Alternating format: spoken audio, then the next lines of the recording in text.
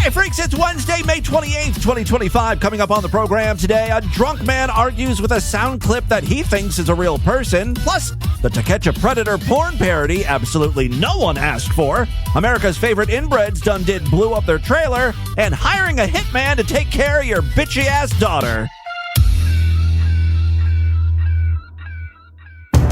Distorted View Daily proudly presents great moments in customer service phone calls. Good morning, Mark. Speaking. How can I help you? I want to make a booking for this assessment bullshit so I can drive a fucking car on the fucking roads in fucking Victoria so the cops can get up me fucking ass again, hey? Okay, sir. I want to make a booking for this fucking bullshit so I can shove the piece of paper up the fucking asses down here at Croydon's ass and say I can drive a car safely instead of this bullshit and stop getting the cunts off me fucking ass. I tell you what, mate, since I've been living up in Croydon, all I've been is harassed by the dickheads down here at Croydon. What? They think I'm a fucking dickhead. I'll tell you what, it's not me, it's the fucking them. They're too fucking lazy to do shit. I want someone to come out and give me a driving test, please. Big road cunt. Okay, so you're after a driving test, are you, sir? Yes. So I can keep driving on the fucking roads in fucking Victoria. I'll tell you what, I'll shove me car up the next police car I see through and tell the cunt to get fucked. Stop harassing me. Stop harassing me, you bastards.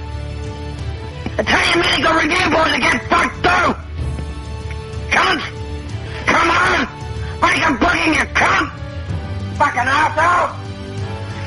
Okay, do you have your license number there, please, sir? What?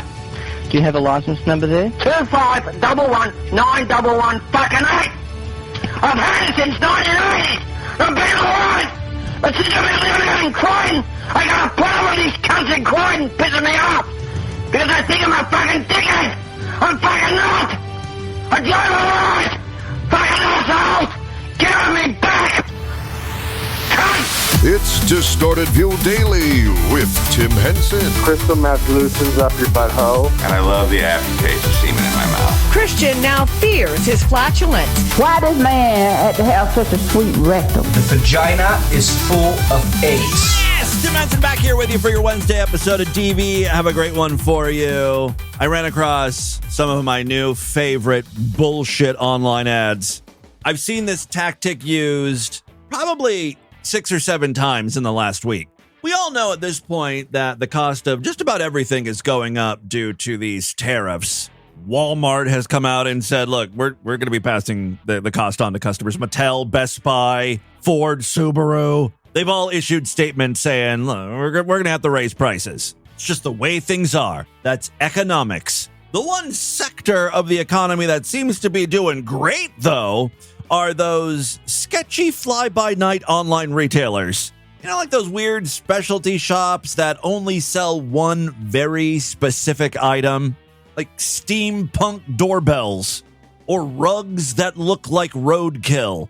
They use all of that tariff talk to sort of draw you in and get you to consider purchasing some of this questionable merchandise.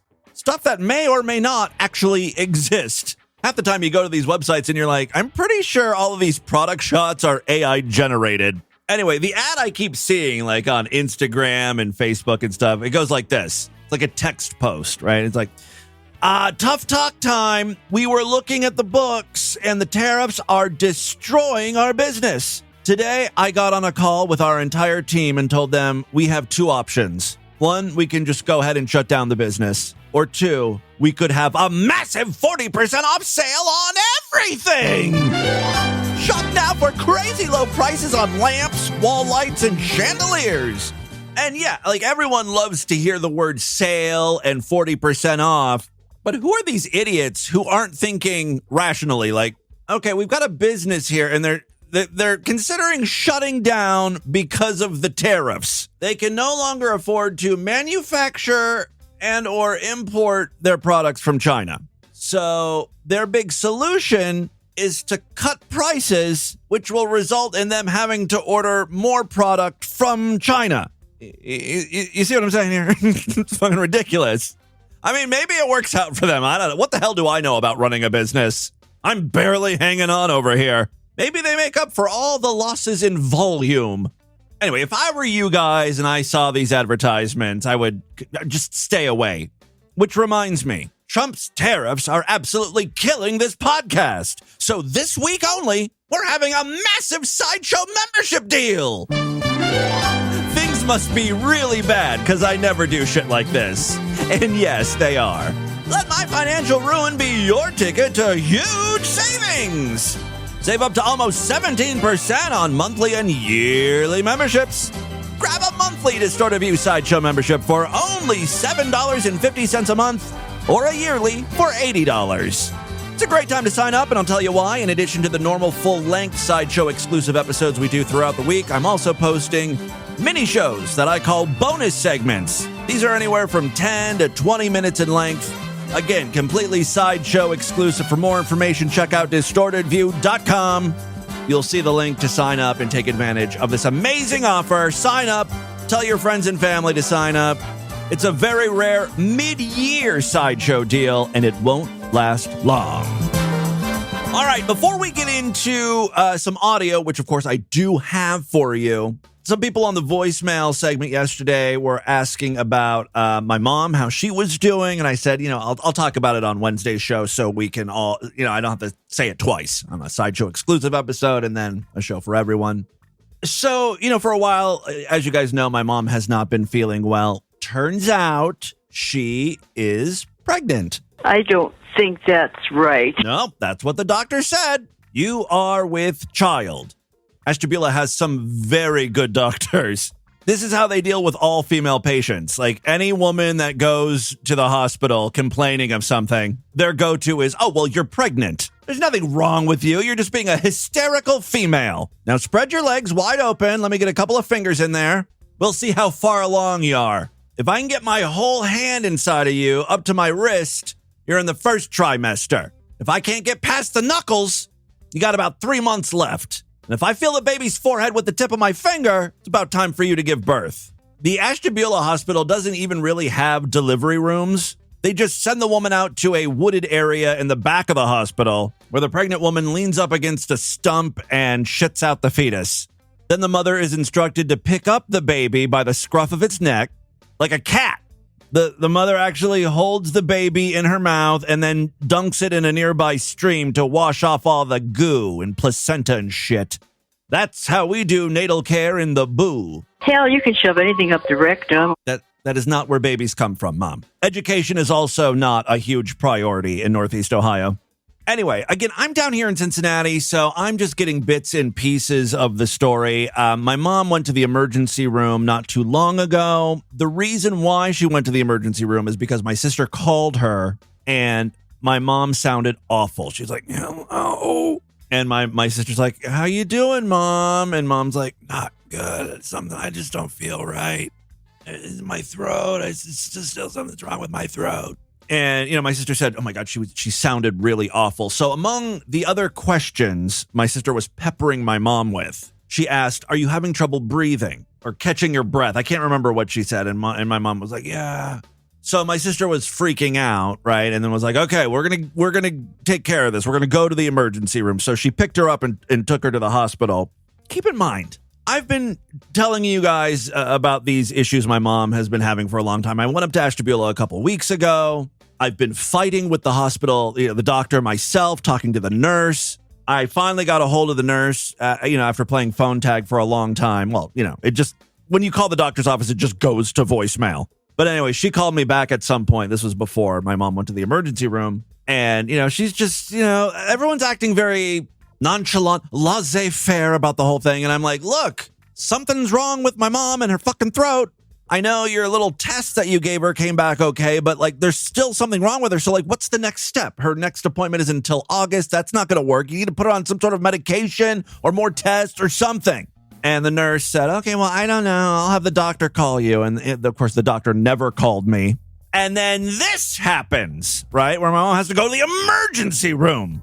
I smell a malpractice lawsuit brewing. If you ask me, your boy's going to get rich. Anyway, the whole thing is just one disaster after another. The emergency room was fucking packed. They were there for 6-8 hours waiting. My mom is getting bitchy and grouchy.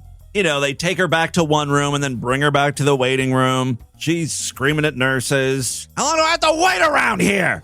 This is ridiculous. And it was, But then the nurse, poor nurse, I guess they're understaffed there. And she's talking to my sister and she's like, we have people coming in who are dying, right? This is the emergency room. So obviously they take people in based on how bad they're doing. Anyway, so come to find out, it wasn't as bad initially as my sister suspected, because when she called my mom was just getting up. And the reason why she sounded like this is because she always sounds like that in the morning. So that probably had nothing to do with her throat issue. Okay. Also, while they were at the emergency room, my mom's like, I'm feeling better now. Let's get the hell out of here. I don't want to wait around anymore. And my sister's like, no. We've already waited 5 hours. We're going to figure out what's wrong with you. Besides, you said you can't breathe. And my mom said, I never said that. And my sister was like, I asked you, are you having trouble breathing?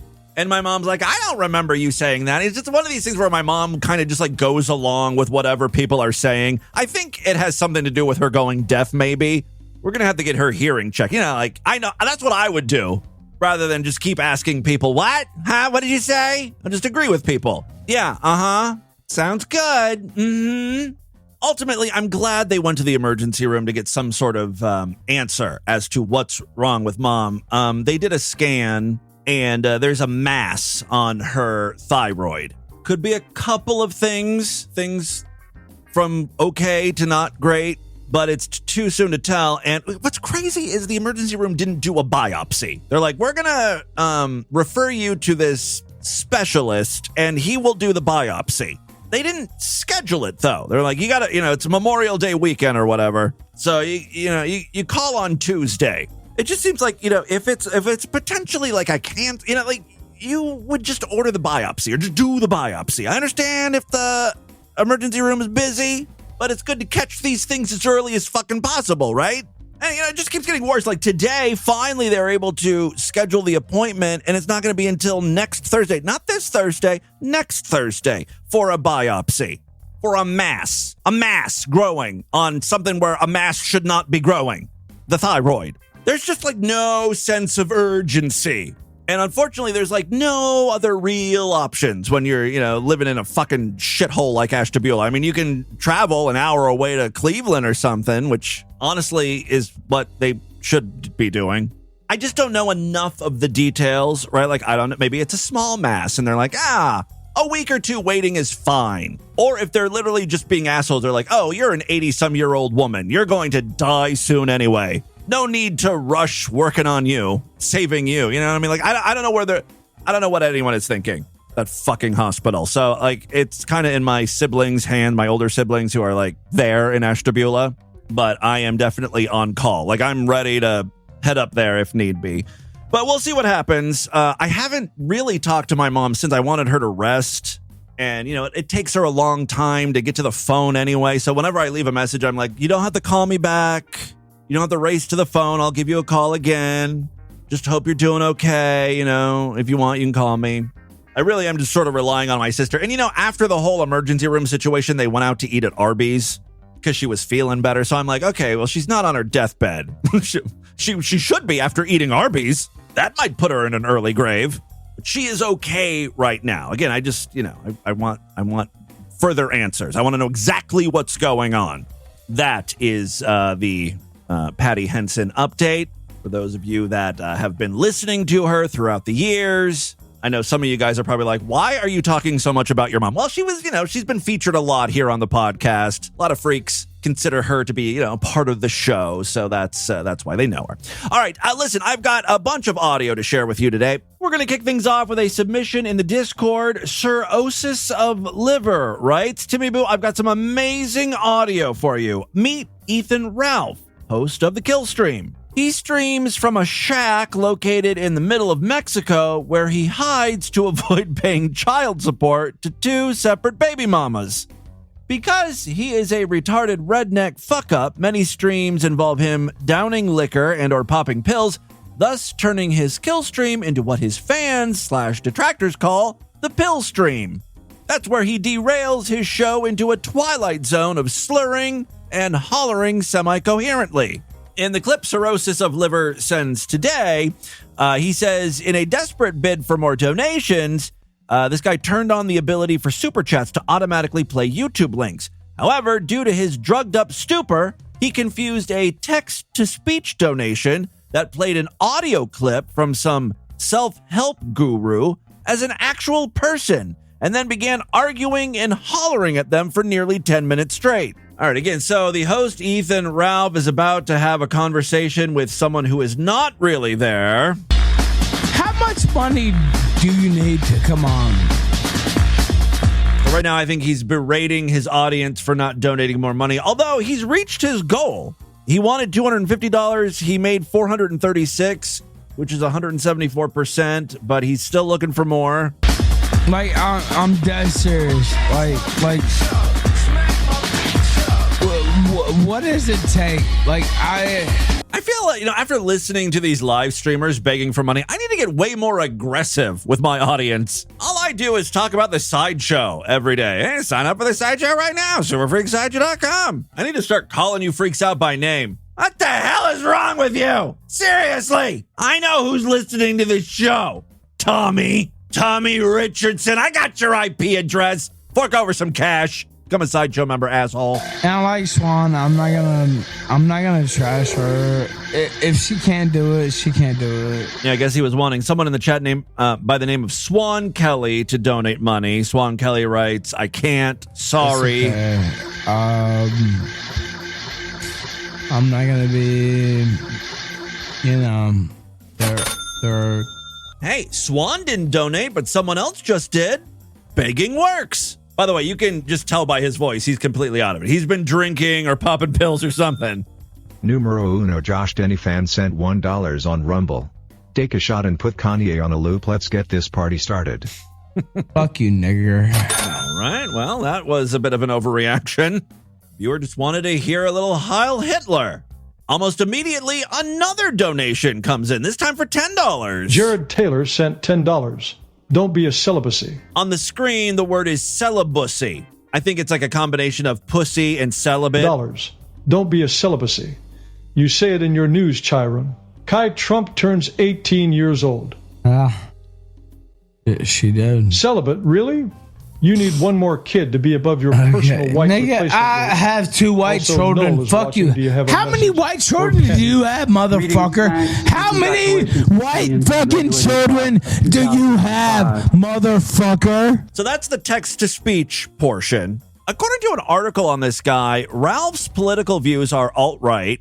That checks out. Politico has described him as a white supremacist, sympathetic live streamer. He features numerous prominent white nationalists, and here he is talking about the number of children he needs to have in order to, I guess, ensure the white race continues. I guess every white American needs to have so many white kids. The person donating is goading him by insinuating he hasn't had enough white kids. And that's what really kicks off this rant. Tell me right now. Tell me right now, bitch. Of course, the main requirement. Tell me right now, bitch. Hey, bitch. Hey, bitch. Hey, bitch. Bitch. So he thinks that this is a real person on the other end. No. Bitch. Hey, bitch. Hey, bitch. How many white children do you have? Bitch. Hey, bitch. Hey, bitch. How many white children do you have, cocksucker? White children. How many do you have? And if you listen to the actual audio, it has nothing to do with white kids. It's just a self-help guru, spouting off some pretty innocent bullshit. I have 2, and I guarantee you it's 2 more than you fucking motherfucker.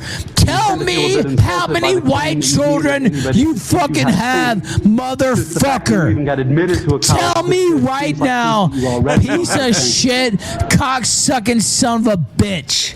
But I'm gonna burn in hell and die in hell, and you ain't worth shit. If you're wondering who Kai Trump is, the text-to-speech kind of mentioned that. Kai Trump is Donald Trump Jr.'s oldest daughter, and I guess she just turned 18. The person donating suggests he impregnates her. Nah, you ain't significant. You ain't nothing. EMJ punch you out. Eat a dick. Eat a dick. Nah, you got punked out.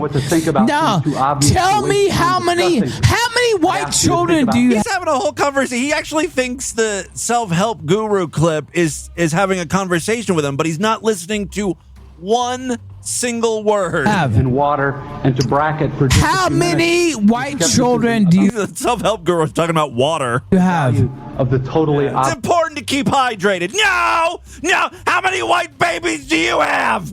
Keep your chi centered. No. obvious. How many white children do you have? Here's another didactic little story. No, didactic can suck my didactic dick is what it can do. One of the guys is religious. Nah, you're like, nah.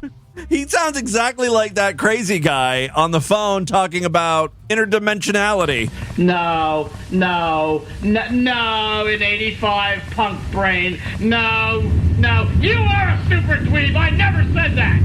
What I said, asshole. Be funny if on the other end was a self-help guru. I muted you because you're a faggot. Unfortunately, not only did he mute the audio of this quote-unquote caller, which is actually just an audio clip, he cuts off audio to his entire live stream. So there are like minutes where you can't hear anything. But when it comes back, he's still fighting with them. Run the bullet through your fucking goddamn brain would be my advice. Fuck you, nigger. Who the fuck do you think you're talking to? Who the fuck? Do you think you can holler over me? You cock-sucking son of a bitch. Fuck you, nigger. Who the fuck do you... People in the chat, wrong mute, mute it again. You're muting everything. You think you're talking to? You're not talking to me. All right, I'm going to fast forward a few minutes, see if the conversation is still going on. I hope you burn in hell. I hope you burn in hell. What do you think about that? Plus, there's the matter of arrogance. I thought that was going to be... I thought that was the end of the audio clip. Nope. No arrogance. You're gonna burn in hell. I mean, I'm just telling you. Oh, listen closely. Something interesting happens in the next few seconds. Like that's just the truth. So, like right there, most vivid and important person in a. If you listen closely, you can hear that this speaker is at like a conference or something. He has an entire audience, and the audience was laughing. Existence. Ethan becomes quiet, and he's like listening. I think he's finally starting to understand that this is an audio clip. Fag. Hey. Okay. Guess not. Fag. Hey, fag. End your speech. The world as you experience. Hey, fag. End your speech. It's over. It's over. On your TV. This is how I should end every episode of DV. Or your hey, fag, end your speech, fag. Monitor. Yeah, it's right. It's mine. Yeah, I control this. So he still fully believes he's having a conversation. We started this clip at the 27-minute mark. We're now at about 37 minutes. So you are the dumbest motherfucker I've ever talked to in my life. That may sound like hyperbole. No, it's not. It's true. I'm not being hyperbolic at all. No. Now you really showed him who the smart one is. All right, let's move on. We've played so many clips over the years from To Catch a Predator and other Chris Hansen joints like Hansen versus Predator and Predators I've Caught. Likewise, whenever a media property enters the zeitgeist, inevitably there are porno versions of it, like Scooby-Doo, Saved by the Bell, Dukes of Hazzard. There's even been a Seinfeld porn parody. It's amazing that there hasn't been a To Catch a Predator XXX porn parody. I guess the reason is, the whole premise is that these are pedophiles getting caught. These are old guys trying to bang 12-year-old girls. It's creepy. So a lot of studios just wanted to stay away from the whole idea of To Catch a Predator. Well, finally, someone was brave enough to do it. Let's all applaud TeenFidelity.com. They had the balls to produce a To Catch a Predator porn parody. This was recently featured on eFuck, so you can see clips over there. Let's take a listen. How you doing? The pervert has arrived. You look a little older than your profile. Can I get a hug? No, I'm a little nervous. Not just yet. Go get some cookies or do laundry or something. Well, I brought you something. I brought something to make this really special. Booze. So you don't expect anybody? Now, as he's saying this, he's starting to go through her stuff, like her drawers, and he's sniffing her panties, putting them in his pocket. No one should be here. Did you bring the condoms? Yeah, I sure did. And the wine coolers? Yeah, a couple flavors. Now, out comes Chris Hansen. I'm thirsty. Did you bring me one too? Who are you? Don't worry about that. Now, just take a seat. Just take a seat. It's okay. Grandpa's already naked, by the way. His dick's hanging out. We'll get to that. Who are you here to see today? Melody. How old is Melody? 18. Good answer. Wow, you're turning 14 next week. I better hurry up. Goddamn transcripts. I wasn't gonna do anything. You know how this looks, right? Hey, I don't want any trouble. I'm not a predator. Why did you bring condoms? Well, you know, some kids like balloon animals, whatever.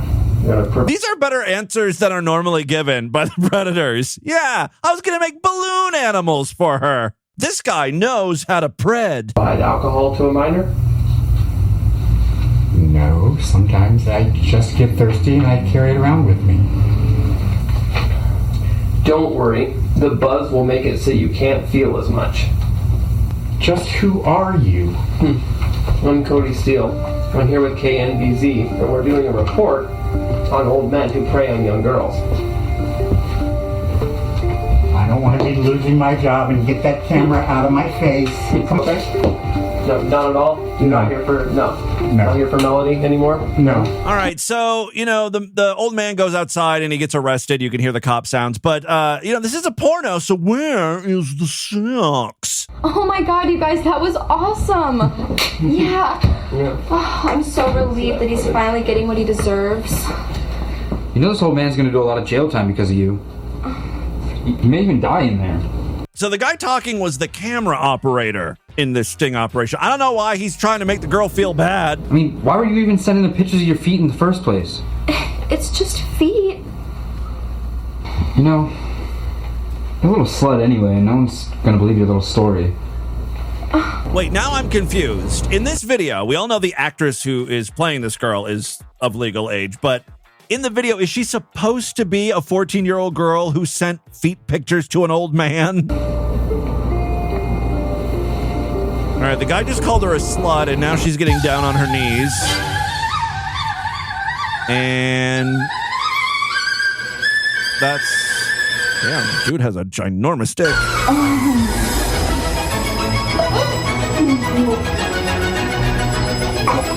This is how you know it's a porn parody, because the music's all fun. I'm guessing E-Fucked added this music. As for the sex, I'll let you watch the E-Fucked video, but basically, she gets nailed by both the camera operator and the Chris Hansen clone. She's taking a dick in her mouth and one in her backside, I guess pussy, who knows. I really am a little fucked aren't I? Yeah, I am. Hard to hear her clearly, but she called herself a fucktard. Now, the real twist comes at the end of the movie when the old man shows up again. Nice show, guys. I got it all on film, you suckers. Yeah, you're all busted now. Now it's Grandpa's turn. Oh, never mind. Grandpa was jerking off the entire time. He just came. And that's how you do a To Catch a Predator porn parody. Before we get into the news today, I've got an interesting clip. I wouldn't say this is a Linda Finkel Hall of Fame nominee, but it kind of is. Some of you freaks may be familiar with the rapper Young Thug. Now, he is known for his eccentric vocal style and fashion, according to Wikipedia. That being said, he's had a very successful career. He's even won a Grammy with Childish Gambino for This Is America. He's won MTV Awards, American Music Awards, iHeartRadio Awards, etc., etc. I was not familiar with his work, So I turned to Spotify, and I'm playing the very first track. This is his most popular song. All right, now here's the thing. This is not just Young Thug. This is Rich Gang, Young Thug, and Rich Homie Quan. I don't know which one is which. I can't play too much of this, but you get the idea. There's a lot going on with the vocals. It's processed. There's multiple people participating. I've got a clip here of just Young Thug by himself singing into the mic. No filters yet. No processing. It is something to behold. Do you smoke gas? All right, I'm going to stop right there. I think he's saying, do you smoke ass? Maybe grass, but I'm thinking it's, do you smoke ass? Do you smoke gas? No way. When you smoke gas, what I say, you better listen to it. You got car? No way. When you smoke gas? No way. You better listen to what I say. This is what I sound like when I don't know the lyrics to a song, or like when it's too fast and I can't keep up. Anytime I need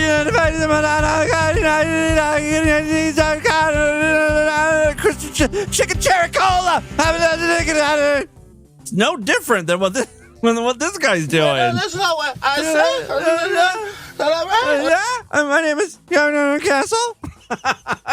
He's one of the hosts of that show. I'm Aaron Castle. Listen to what I say. I said, listen. Yeah. Celebrate. Cut print. This is gold. Do you smoke gas? No way. Do you got nuts? No way. Yeah, they listen to what All right. That's Young Thug. Shame on you if you're a fan of his. Savage Garden is way more talented. Chicken cherry cola. All right, and with that, let's get into the crazy, bizarre, twisted up, fucked up news right now.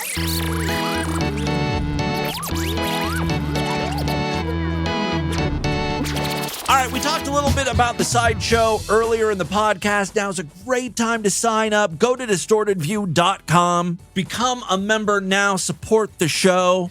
Thank you to all of my current sideshow freaks. You guys are the reason I'm able to continue doing this thing. If you'd like to support DV further or in a different way, we've got a Patreon account, patreon.com/distortedview. You can pledge as little as $1 over there. Every little bit helps. If you pledge at least $5, you get access to a special voicemail line where I will play your calls first. Okay, 3 very quick stories now. First up. Hey, our favorite inbred family has once again made the news. Yes, I'm talking about the Whitakers.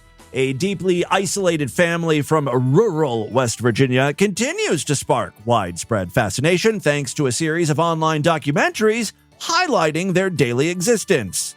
Of course, we're referencing Soft White Underbelly. We have featured many of their clips over the years, including the controversies. You know, the filmmaker, his name is like Mark Laita or Laika or something. He set up a GoFundMe account for the Whitakers, hoping to raise enough to purchase them a house that's not like falling apart and disgusting. And what started to happen was there were like all these other like minor tragedies that occurred, and Mark felt bad and was like, okay, well, how about we take some of the money from the GoFundMe account I'm raising and I'll give that to you so you can, you know, feed yourselves or fix your car, whatever the hell the problem was. And then the Whitakers, the inbred family, caught wind. They were like, oh, anytime we have a problem, we'll just call this guy up and get some of that GoFundMe money.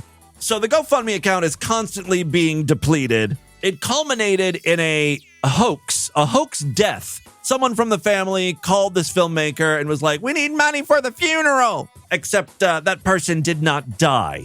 And Mark, the filmmaker, Soft White Underbelly, was like, I've had it with this family. Fuck them. But I don't think he's been able to quit the Whitakers. I think he's sort of like back in communication with them because we have even a video update. But first, let me just read this news story. The Whitakers, living in the small community of Aud, West Virginia, perfect town for them, right, have been the focus of filmmaker and photographer Mike Laita, who has brought attention to their secluded world through his YouTube channel. His videos provide a rare glimpse into the Whitakers' lives, from everyday routines like shopping trips and haircuts to intimate moments at their home.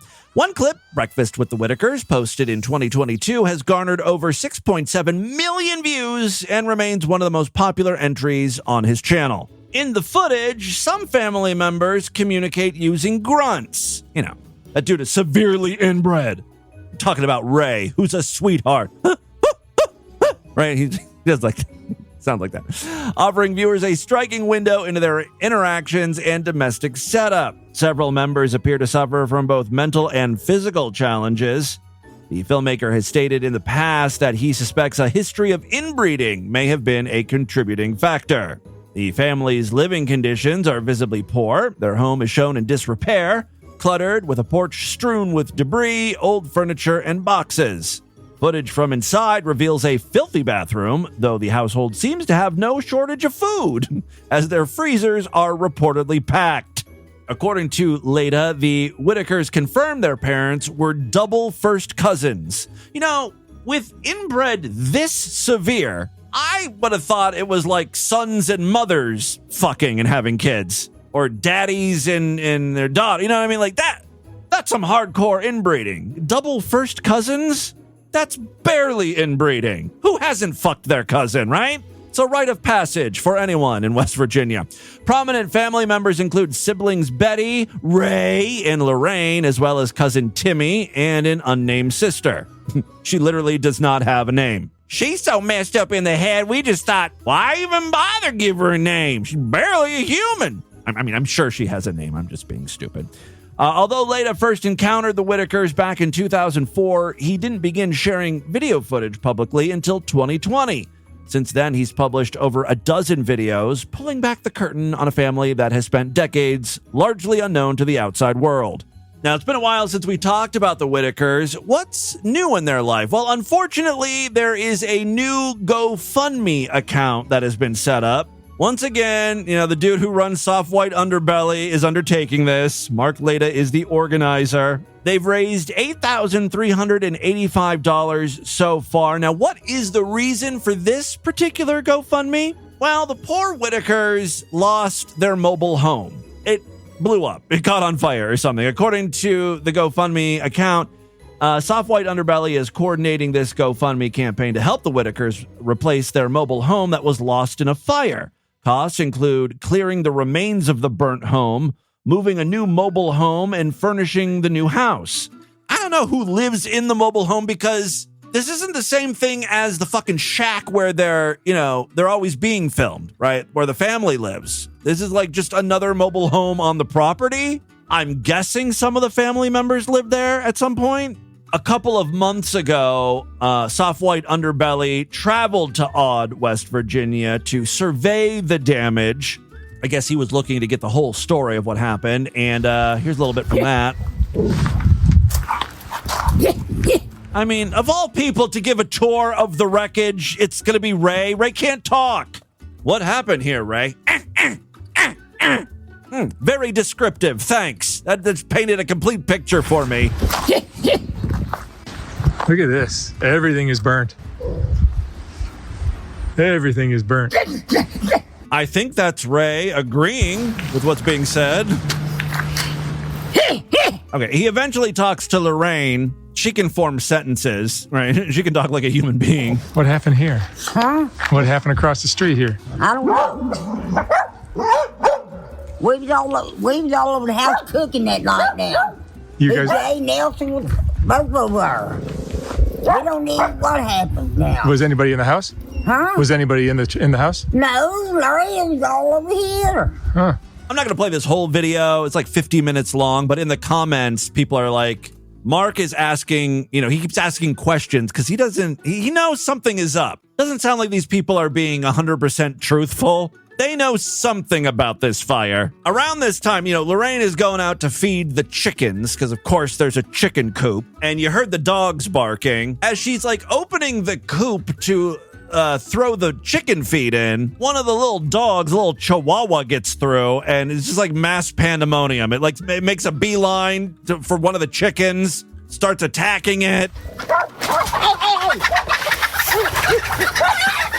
So what you're hearing is a combination of dog noises, chicken noises. Some of the Whitakers who can't talk are grunting.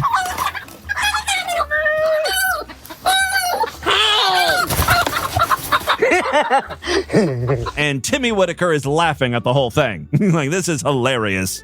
Anyway, yeah, you could tell, like, the whole mobile home exploded. I'm guessing they left the gas on or something. Propane tank. Because it's just like charred to a crisp. There's just like crap everywhere. Like I said, the GoFundMe account has already raised over $8,000. That's total. I don't know how much Mark has given to the Whitakers for other things. I have a feeling that, you know, they're never going to raise enough money to clean up the place and get a new mobile home. But whatever, that's how the Whitakers roll. There's your little Inbred family update. Moving on, second story we have for you. This one comes from Russia. We have a Mother of the Year candidate. A woman in Russia has been arrested after allegedly attempting to arrange the murder of her 12-year-old daughter by hiring someone to drown the child in a nearby river. Isn't that just so Russian? Not the hiring a hitman part, but the drowning your child in a river. I don't know, for some reason that just screams to me Eastern Bloc, you know? Authorities in the Chelyabinsk region say the mother, identified only as 46-year-old Svetlana, offered a man she knew roughly $1,200 to carry out the killing in the river. Unbeknownst to the mother, her daughter reportedly overheard the horrifying conversation while eavesdropping from behind a closed door. This is why your mom wants to kill you. You're just a little shit. You're supposed to be upstairs studying, not listening in on mommy's phone conversations. According to law enforcement sources, Svetlana justified the plot by citing ongoing tension in their relationship. The problem is, every 12-year-old girl is kind of a cunt. Your daughter isn't some sort of like special case. Every parent is dealing with this. You can't just, hire a hitman to get rid of them. Yes, Svetlana justified the plot by citing ongoing tension in their relationship and frequent arguments, claiming she was fed up with the child's behavior. Following the alleged murder-for-hire arrangement, Svetlana sent the girl off with the intended hitman, a 36-year-old man named Andre. Instead of going through with the crime, though, Andre reportedly confided in the girl, reassured her of her safety, and took her into hiding at his home. This is a crazy story. First of all, the 12-year-old girl overheard how her mom is plotting to kill her. Then the 12-year-old girl goes willingly with this guy. Like, don't you get it, honey? This is the dude who's been hired to kill you. Don't go with any stranger. It's part of the murder plot. Thankfully, though, Andre turns out to be a good guy and is not going to try to kill her. Quote, he told her everything and promised not to harm her, a police source said. He then contacted authorities and turned himself in. Why is he turning himself into the police? He's like the one good guy in this story. Andre informed investigators of the mother's plot, including her offer of cash in exchange for drowning the child. Police swiftly arrested Svetlana, who now faces charges of incitement to commit murder against a minor, which apparently is a serious offense. I mean, I assumed it would be, but this is Russia, so who knows? The laws are a little wacky over there when it comes to murder, I think. The mother could face a potential prison sentence of up to 15 years. When questioned by officers, the woman was reportedly unable to provide a clear motive or justification for her actions. Just pretty much, I hate the bitch.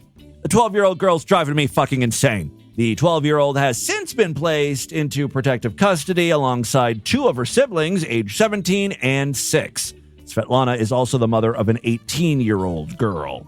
So she's got experience, dealing with daughters. This one is just, particularly difficult. All right, final story we have for you.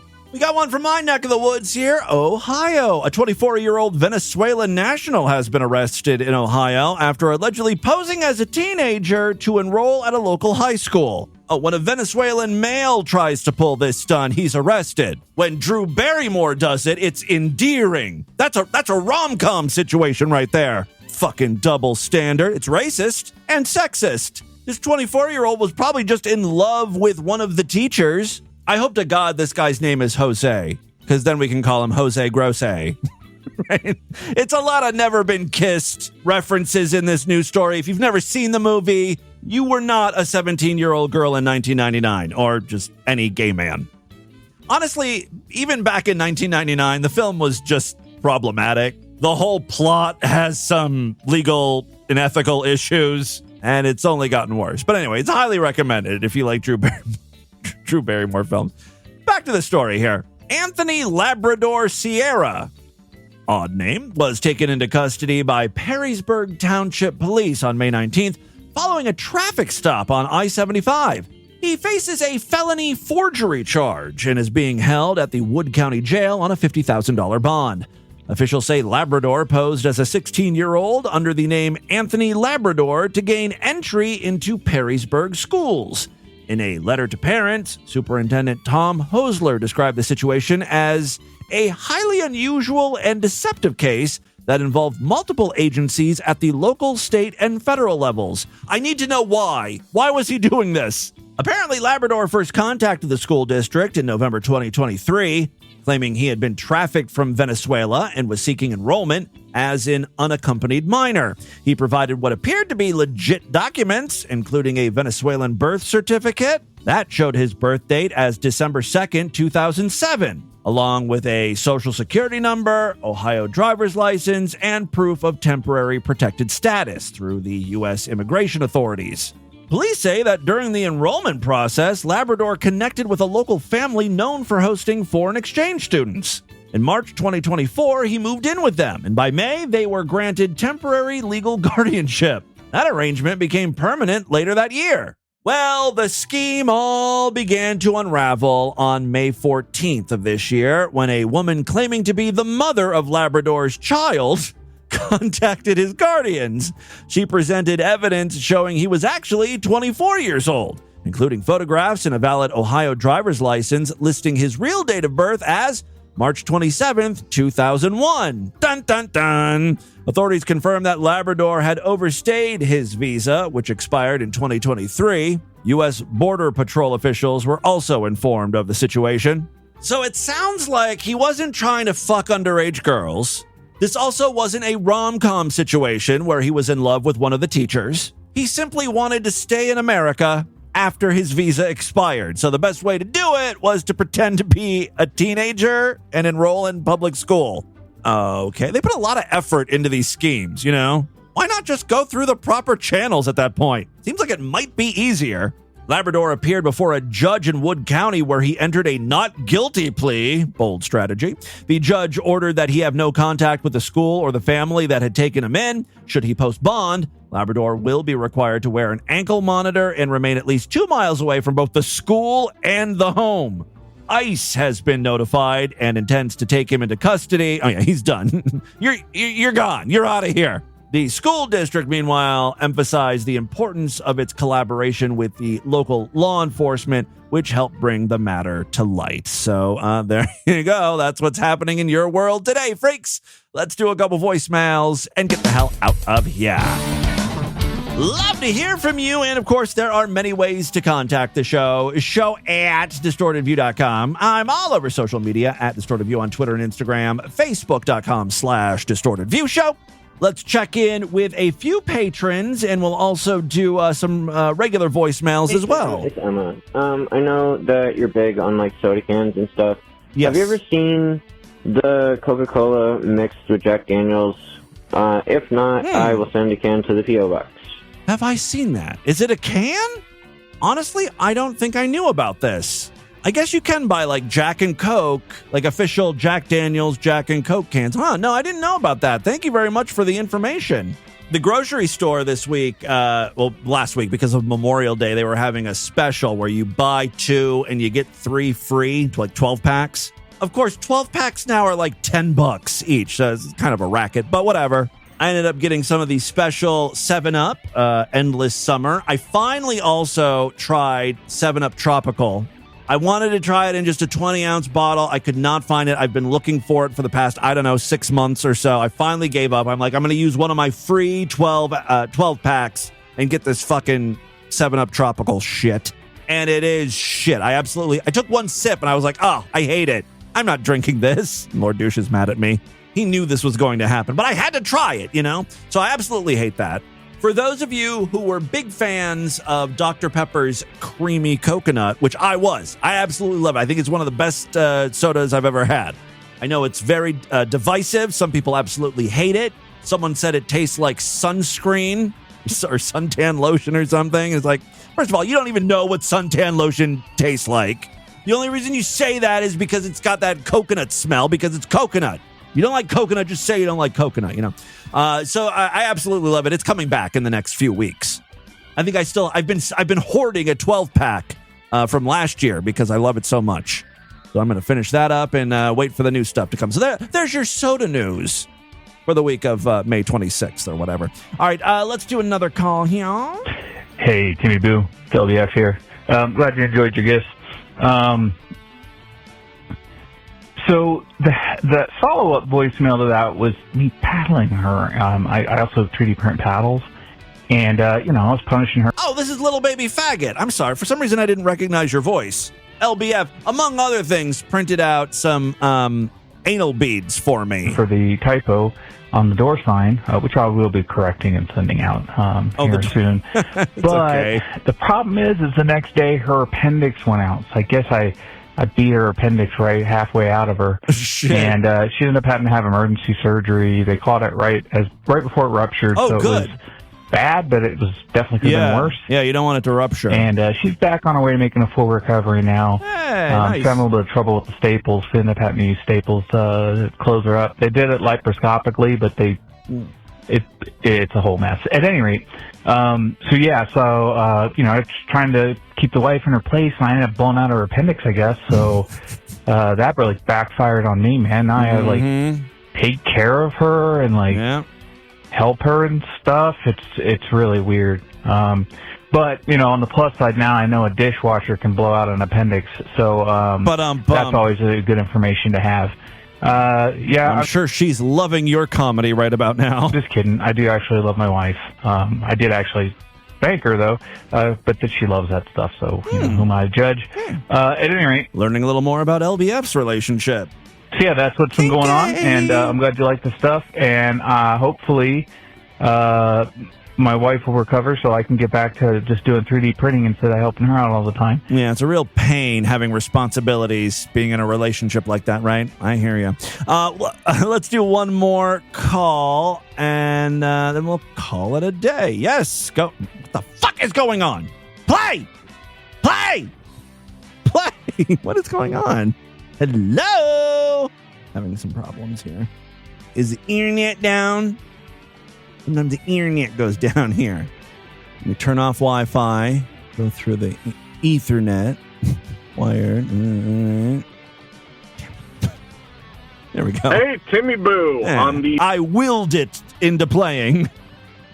Hey, Timmy Boo. On the 426 show, you said only techno geeks with spreadsheets had smartphones in the 90s, early 2000s.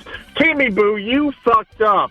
In the 90s, there was no such thing as smartphones because that came out with the iPhone that was released around 2007 or so. Well, you're most certainly wrong that the iPhone was not the first what they call smartphone. IBM came out with one in the early 90s. Again, it wasn't a mainstream product because only techno geeks with spreadsheets owned them.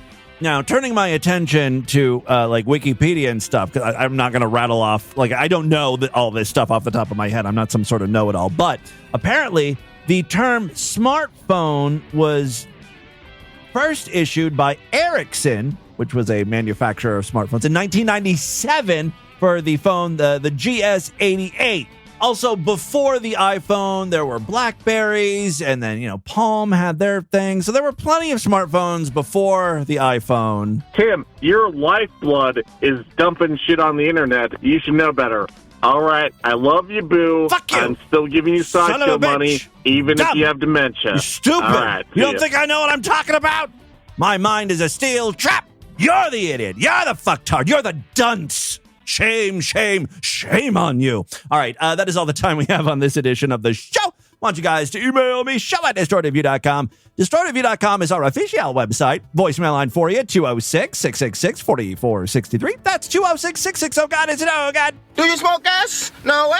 Do you got nuts? No way. Yeah, they listen to right? Spread the distortion, STD. Tell all your friends about the show. Don't forget to give us a 5-star rating, a thumbs up, or like wherever you can rate and review podcasts. For you sideshow freaks, I will be back a little bit later today with a mini program, a bonus segment show. Be on the lookout for that. And then, of course, on Thursday, I'll be doing a full-length sideshow exclusive episode. So it's a great time to sign up. Go to distortedview.com right now for an amazing deal. Otherwise, I will see you back on Friday. Until then, have a great day. Bye, everybody.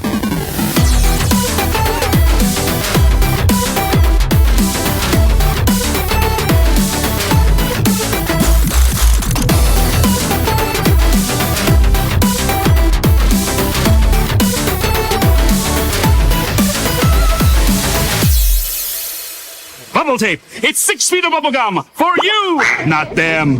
This has been another excellent podcast from the Scribe Media Group. Learn more at scribe.net.